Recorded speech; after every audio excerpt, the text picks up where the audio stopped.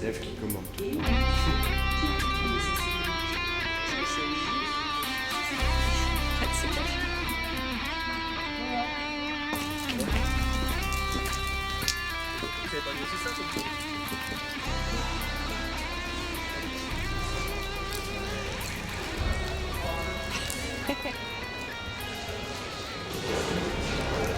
D'accord.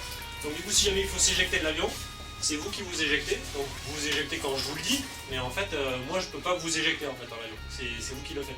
On vous donnera une combinaison, puis vous aurez un casque comme ça, enfin en bas. Et après vous aurez une Mae-West aussi pour voler, parce que quand on va voler, on va aller au-dessus de la mer, là-bas, verticalement.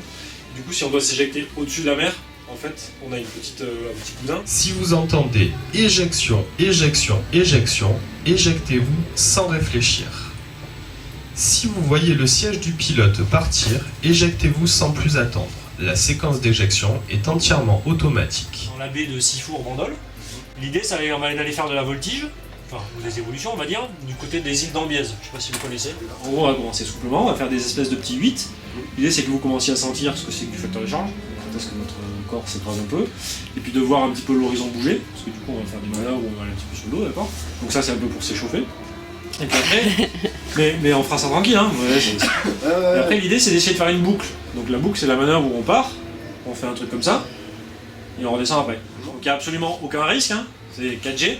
Simplement, pour arriver à prendre 4G quand on n'est pas habitué, il faut s'y attendre. Donc déjà, je ne vous prendrai pas par surprise, je ferai pas comme ça, sinon je vais vous tuer. Si vous voulez savoir à quelle vitesse on est ou à quelle altitude, demandez-moi. À quelle vitesse on vole. Et comme ça, je vous dirai, moi je vous le dirai de toute façon, mais je vous dirai, on est à 500 à l'heure, à 600 à l'heure. Vous allez voir, là je parle pas, mais en général je suis casse-pied. Mais posez-moi des questions, mais en fait je suis là pour ça. Mais déjà, je vous le dirai naturellement, c'est-à-dire vous allez m'entendre, vous dire tiens, là on est à 500 à l'heure, on est à 500 pieds, tout ça. D'accord, voilà. Après, du coup, vous êtes pilote? Non. Vous volez pas du tout? Vous avez jamais volé ou... Non.